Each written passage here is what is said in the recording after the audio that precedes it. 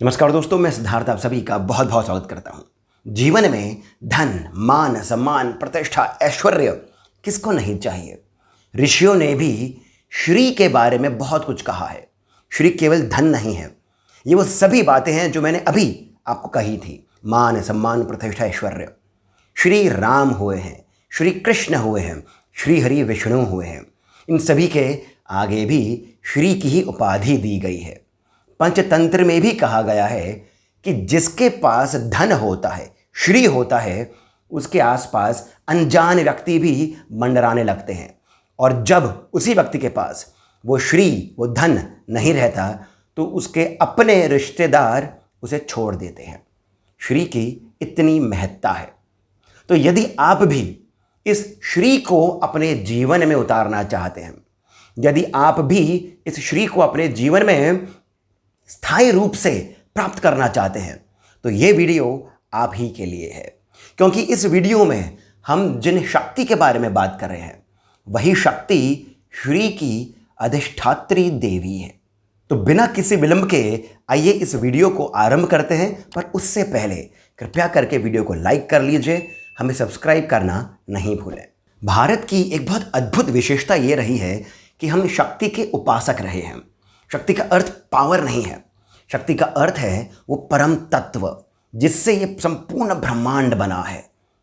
वो जो रूट है, वो जो एलिमेंट है, हम उसके उपासक भी रहे हैं और वो ज्ञान हमें प्राप्त हो, हमारी चेष्टा ऐसे ही रही है। जब हम बात करते हैं शक्ति की, तो यहाँ पर एक और अद्भुत बात ये आती है कि हम इस शक्ति को नारी स्वरूपा मानते हैं। अर्थात हम नारी में शक्ति का स्वरूप देखते हैं और शक्ति का स्वरूप हम नारी को मान लेते हैं। कितनी अद्भुत बात है, जो संपूर्ण विश्व में और कहीं पर आपको देखने को नहीं मिलती है। यहीं पर ही हम महासरस्वती, महालक्ष्मी, महाकाली की बात करते हैं और फिर इसी क्रम को और अधिक गहराई से समझते हुए हम बात करते हैं महाविद्या की। 10 महाविद्या यानी वो शक्ति या फिर शक्ति के वो स्वरूप जिससे ये दृश्य और अदृश्य जगत चलायमान है। इसी में काली आती हैं, षोडशी आती है, छिन्नमस्ता आती हैं और कमला भी आती है।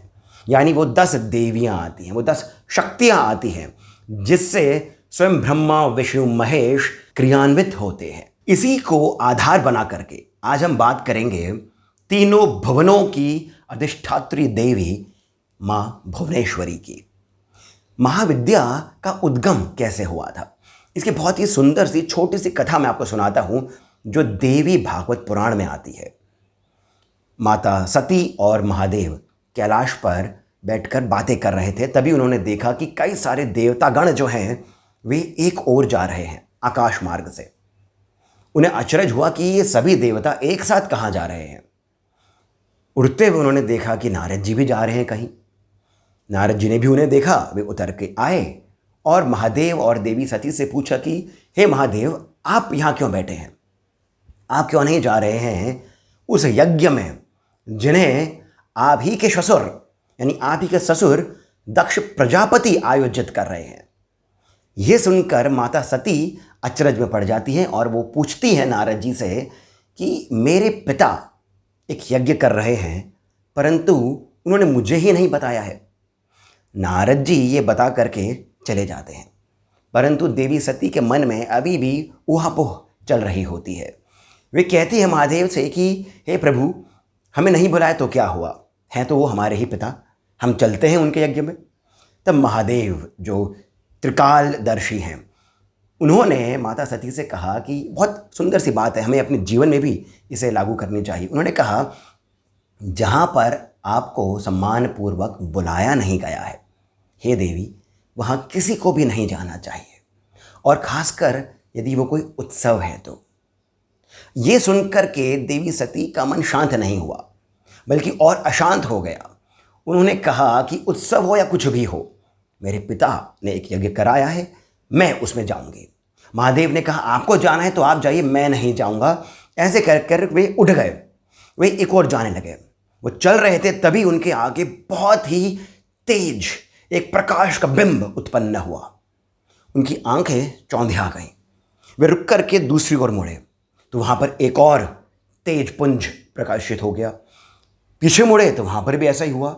हर ओर जहाँ जहाँ वे मुड़े वहाँ पर एक तेज बिंब, एक प्रकाश का बिंब, तेज का पुंज प्रकाशित हो गया, जिसने महादेव को घेर लिया। महादेव समझ नहीं पाए तो उन्होंने देवी को पुकारा और कहा, हे देवी, ये क्या लीला है। तब देवी सती ने महादेव से कहा, महादेव अपनी आंखें खोलिए और सामने देखिए, जो आपको सामने दिख रही हैं वो माँ काली हैं। ऐसा करके माता सती ने 10 देवियों के बारे में संक्षिप्त रूप में महादेव को बताया कि इसमें माँ काली आती है, माँ तारा आती हैं, षोडशी आती हैं, चौथी महाविद्या भुवनेश्वरी आती है, फिर छिन्नमस्ता, भैरवी, धूमावती, मातंगी, बगलामुखी और अंत में कमला आती है। ये 10 महाविद्याएं जो हैं, ये 10 दिशाओं की अधिष्ठात्री देवी हैं। इन्हीं से संपूर्ण जगत चलायमान है।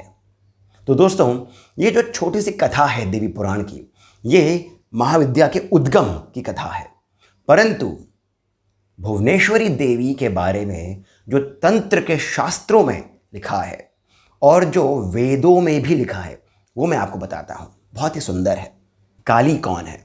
काली वो हैं जो तब भी थीं जब कुछ नहीं था, समय नहीं था, स्थान नहीं था, टाइम और स्पेस कुछ भी नहीं था। तब जो था वो केवल काली की शक्ति थी। फिर इसमें एक इच्छा उत्पन्न हुई और इस इच्छा से एक कंपन हुआ। ये जो कंपन है, यही शक्ति तारा हुई। इस कंपन के होने से एक आभा उत्पन्न हुई। ये जो आभा है, यही त्रिपुर सुंदरी माता षोडशी है। इस आभा के बाद सूर्य उत्पन्न हुआ। अब देखते होंगे कि जब सूर्योदय होता है तो पहले आभा आती है, बाद में सूर्य का उदय होता है। तो जो आभा है वो षोडशी है। ये हो गई है तीसरी महाविद्या। फिर जब सूर्य का उद्गम हुआ, जब सूर्य उत्पन्न हुए, उसी से उसकी जो अग्नि थी वो ऊपर की ओर उठी। ऊपर की ओर उठ करके वो सोम में बदल गई। ये सोम है, ये वापस नीचे की ओर आया और इस कारण से यज्ञ हुआ, यज्ञ संपन्न हुआ। ये जो अग्नि का ऊपर जाना और नीचे सोम की तरह आना, ये सोम की आहुति है, यही यज्ञ है। इसी तरह से ऊपर नीचे की क्रिया से अग्नि ऊपर गई, सोम नीचे आया। इस क्रिया से प्राणों का उद्गम हुआ, आकाश का उद्गम हुआ। इसी से संपूर्ण सृष्टि उत्पन्न हुई। परंतु ये जो ऊपर नीचे का जो क्रम है, इसी से जो षोडशी हैं, उन्होंने ही अपने आप को रूपांतरित करा और वे बन गई भुवनेश्वरी। अर्थात जो कुछ भी आप इस जगत में देख सकते हैं, संपूर्ण ब्रह्मांड जो दृश्यमान है, वो संपूर्ण ब्रह्मांड ही भुवनेश्वरी है। इस संपूर्ण ब्रह्मांड की शक्ति भी भुवनेश्वरी है और ये संपूर्ण ब्रह्मांड भुवनेश्वरी के अंदर ही समाहित है। ये हमारे तंत्र के शास्त्रों में, रुद्रयामल में, महानिर्वाण तंत्र में, इन सभी में यह रहस्य देवी भुवनेश्वरी का बताया गया है। चूंकि इन्हीं से संपूर्ण ब्रह्मांड बना है, तो जो भगवान है, ब्रह्मा विष्णु महेश, मैं ईश्वर तत्व की बात नहीं कर रहा हूँ, मैं भगवान तत्व की बात कर रहा हूँ, ये भी इसी ब्रह्मांड के अंदर ही आते हैं। और इसी कारण ये जो ब्रह्मांड है, ये भी चूंकि भुवनेश्वरी देवी की शक्ति से उत्पन्न हुआ है, ब्रह्मा विष्णु महेश की भी जननी स्वयं देवी भुवनेश्वरी है। इसी कारण इन्हें प्रकृति कहा गया है और इसी कारण वेदों में इन्हें पृथ्वी तत्व से संबोधित किया गया है। तो जो पृथ्वी सूक्त है वो भी देवी भुवनेश्वरी का ही एक स्तुति गान है। इन्हें ही गायत्री भी कहा गया है, यानी जो इनका गान करता है उसकी ये रक्षा करती हैं, उसका तारण करती हैं। अब चूंकि ब्रह्मा विष्णु महेश भी इन्हीं से जन्मे हैं, ये तीनों जो हैं ये तीनों गुणों के देवता हैं। विष्णु सतगुण के, शिव तमोगुण के और ब्रह्मा रजोगुण के। और इन्हीं तीनों गुणों से ही तो पंच महाभूत भी उत्पन्न हुए हैं। इसी कारण भुवनेश्वरी देवी जो हैं ये पंच महाभूतों की भी अधिष्ठात्री देवी हैं।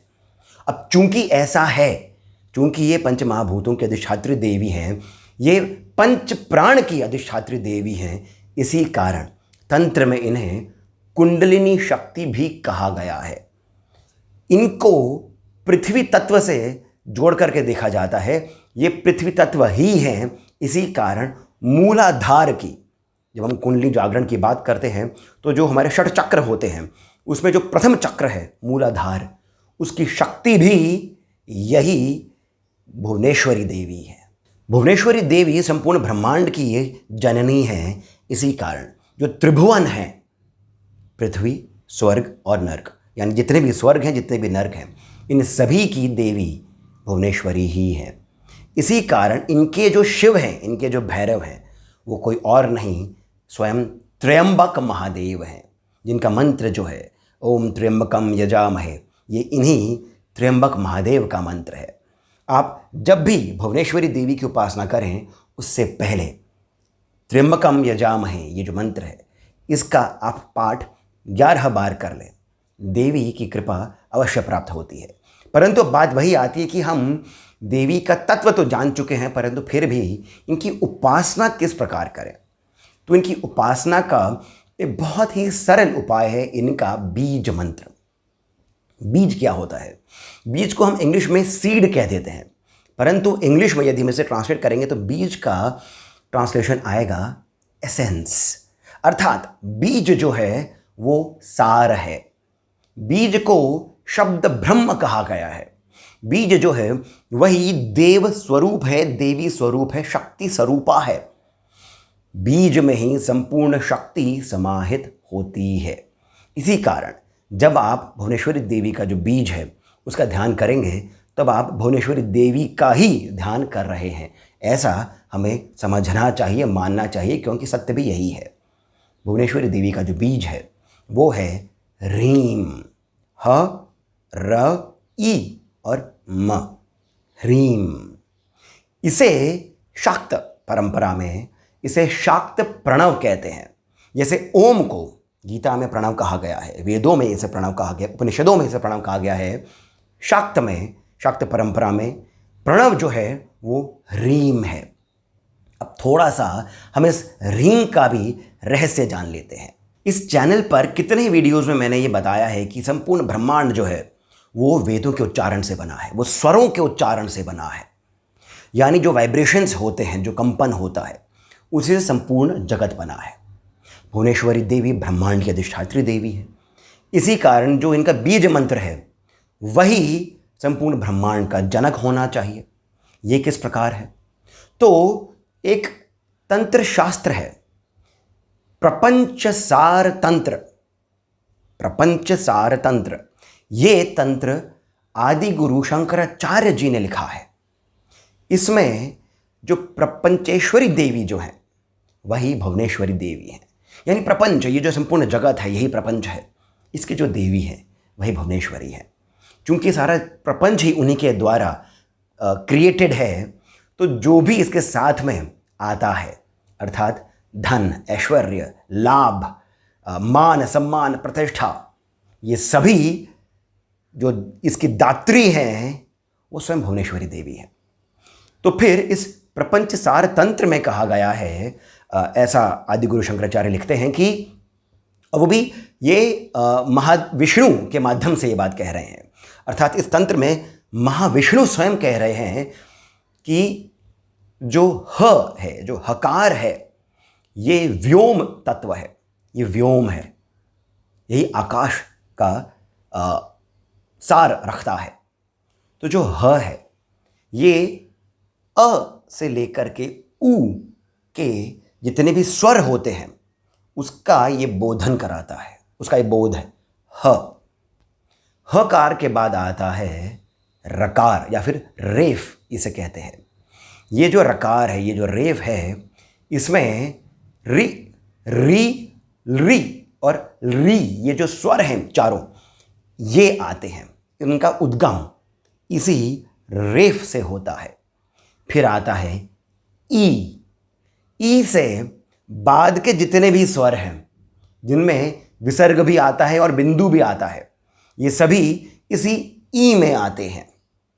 इसके बाद में जितने भी व्यंजन हैं वे सभी बिंदु से ही निकले हैं। चूंकि इसे बिंदु से निकले हैं, ये भी रींग के अंदर ही आते हैं। इसी कारण ये सृष्टि के उत्पत्ति का क्रम बताता है। ह, र, ई, म, ये जो 4 स्टेजेस हैं, ये वही है जो हमारे भीतर की जो वाणी है, जिसमें परा, पश्यंती, मध्यमा और वैखरी आता है। ये वही रीम है और इसी कारण ये शाक्त प्रणव भी है। अर्थात जब आप रीम बीज का उच्चारण करते हैं, तब आप इस संपूर्ण सृष्टि का जो उत्पत्ति का क्रम है, उसका आप एक तरह से बोध कर रहे हैं। अपने अंदर आप इन सभी को जगा रहे हैं। यत पिंडे तत ब्रह्मांडे कहा गया है। जितना कुछ भी ब्रह्मांड में है, वही सब हमारे शरीर के भीतर भी है। रीम, इस बीज मंत्र से आप अनाहत से ऊपर की ओर अपने भीतर ब्रह्मांड के जितने भी तत्व हैं, उन्हें जगा रहे हैं। क्योंकि भुवनेश्वरी देवी कुंडलिनी की शक्ति है, ये मूलाधार की शक्ति है। मूलाधार के जागरण से, इसके खुलने से जितनी भी सिद्धियां प्राप्त हो सकती हैं, वो भुवनेश्वरी देवी के साधक को बहुत ही सरलता के साथ में प्राप्त हो सकती है। भुवनेश्वरी देवी का जो बीज मंत्र है, ये आप रीम का भी इसका उच्चारण कर सकते हैं। रीम रीम रीम रीम, इस प्रकार आप इसमें एक और बीज जोड़ सकते हैं, एम रीम। तो एम रीम, इस प्रकार से आप इसका उच्चारण कर सकते हैं। एक और इसकी विधि है एम रीम एम, यानी ये जो तीनों हैं, ये तीनों ही भुवनेश्वरी देवी के बीज मंत्रों में आते हैं। आप इसका उच्चारण करिए। इसको आप दिन में जितनी भी बार आप इसको बोल सकते हो, आप बोलिए। एक इसकी उच्चारण की विधि है कि आप रीम रीम रीम रीम करके बहुत ही तीव्र गति के साथ में उच्चारण कर सकते हैं, या फिर रीम रीम रीम, इस प्रकार कर सकते हैं। दोनों में कोई दिक्कत नहीं है। बस बात इतनी है कि आपकी जो भी गति है, आप उस गति को फिर मेंटेन करिए। ऐसा नहीं हो कि आप पहले रीम रीम रीम रीम करें, बाद में बीच में आप रीम क्योंकि थक गए, फिर बाद में फिर से तेज़ कर दिया। ऐसा नहीं करें। इसका छोटा सा रहस्य ये है कि जब हम रीम का उच्चारण करते हैं, तो जो ये तरंगें उत्पन्न होती हैं, ये एक के बाद एक ये रेजोनेट करते हुए ऊपर की ओर उठती हैं, हमारे आसपास आती हैं। जब तक इनकी एक लय नहीं होगी, ये आगे नहीं बढ़ पाती हैं। इनमें कोई भी व्यवधान जब आ जाता है, और अधिक तीव्रता के साथ या फिर कमी के साथ, तो इसका जो लय है वो मेंटेन नहीं होता है। इसी कारण एक ही लय में किसी भी मंत्र का उच्चारण करना चाहिए। तो दोस्तों, आशा करता हूँ कि देवी भुवनेश्वरी का जो ये छोटा सा एक सार मैंने आपके सामने रखा है, ये आपको सुंदर लगा होगा। आप अपने जीवन में देवी भुवनेश्वरी की कृपा प्राप्त करने के लिए इनका जो बीज मंत्र है, उसका आप उच्चारण, उसकी साधना आप अवश्य करेंगे। साथ ही साथ महाविद्या के बारे में मेरी ऐसी आशा है कि आपके मन में कुछ उत्सुकता यदि जागी होगी, तो मेरा जो उद्देश्य है वो सफल रहा है। मुझे अब आप जाने की अनुमति दें। इससे पहले मैं आपसे विनम्र अनुरोध करूंगा कि कृपया करके इस वीडियो को लाइक अवश्य करें, सब्सक्राइब करना नहीं भूलें, और जो कमेंट सेक्शन में पहला कमेंट पिंड है, वहाँ से पेटीएम, जीपे इत्यादि के माध्यम से 100, 200, 500 जितना भी आपके मन में आए, आप हमें श्री सहयोग अवश्य प्रदान करें। अगले वीडियो में देवी भुवनेश्वरी के बारे में और अधिक डिटेल में हम बात करेंगे। धन्यवाद।